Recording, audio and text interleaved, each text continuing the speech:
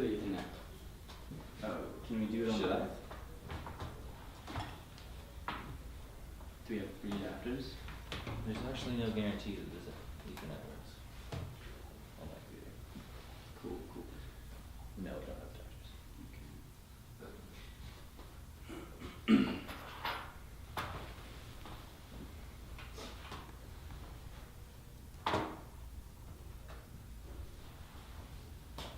Is there gonna be a flag or something? I raise my hand at 30 seconds and then. Oh, are we going already? No. Is there gonna be a flag when we start? Where's the starting flag? Starting flag. I start when you guys start. Oh, great. So I'm Xan, this is Jake, this is Austin, and for our project we did BTChe. So we all love chess. We like the idea also of, grandmasters and whatnot walking around playing multiple games at once. So we wanted to find a way for people to play more than one game at once, and then also to incorporate gambling. So we wanted to hit a couple of the XP tellers things, including gaming and gambling. Traditionally, chess gambling is relying only on the end result and doesn't really allow you to bet in the middle, like with poker or something. So we wanted to incorporate it throughout. So we still wanted it to be like a head versus head. So you're going up against the same AI. You're at the same difficulty AI going against each other, and you have essentially 2 moves per turn. You have a blocking phase and you have a moving phase.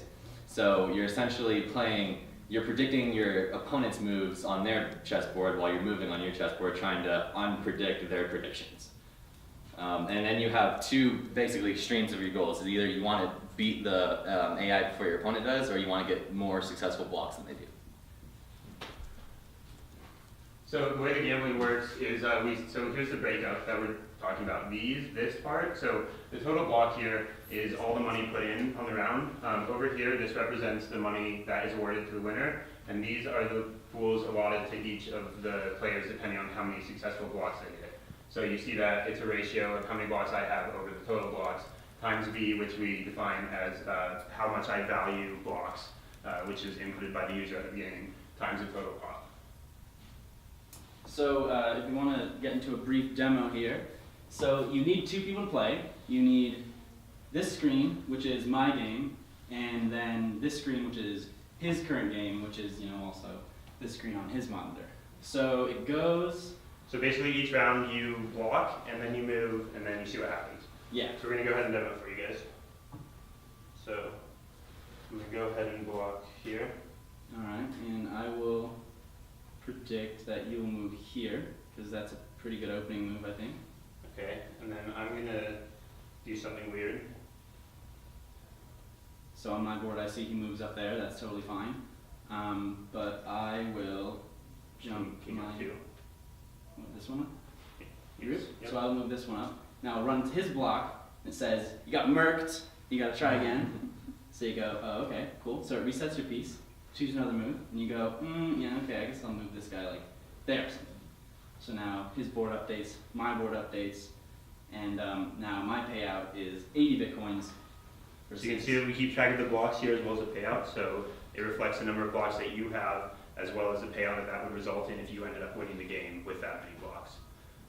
And so then at the end of the game, we simply pass that through and pay that out. We weren't able to implement it in the time allotted, but we're going to use multi-sig verification to make sure it's valid.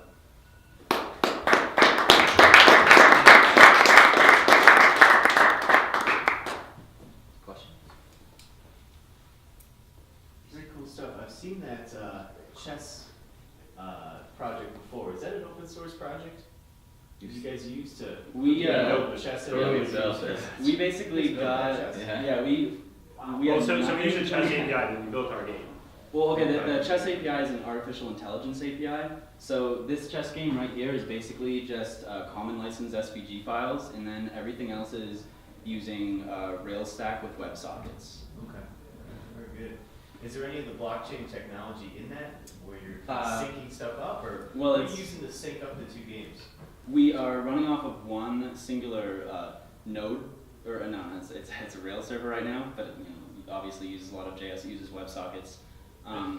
Essentially, right now, the user just puts it in their bets at the beginning. It sends it to an escrow, then we pay out of the escrow at the end. And then, in the future, once everything gets working, it would be multi-sig to pay out of, an escrow not held by us. Sure. So you're not using blockchain technology until you're actually receiving that transaction at the start and paying it out at the end. Yeah, it's more like the multi-sig. It's not usually in the Yeah. middle, pay, Yeah. tracking that stuff. Totally. And stuff like that. Cool. Trustless application. Could it Love be adapted to games other than chess? I mean, could you add that sort of payment and betting mechanism to, any other kind of online Yeah, so game? you're just using like a shared wallet. Right. Essentially, that third party wallet that requires 2 signatures to sign off on, that third party being one of them, and then whoever thinks they won. So we would establish ourselves as a kind of trusted authority with proven algorithms, and obviously if the algorithms just decide your fate, then you're a little bit more comfortable with that.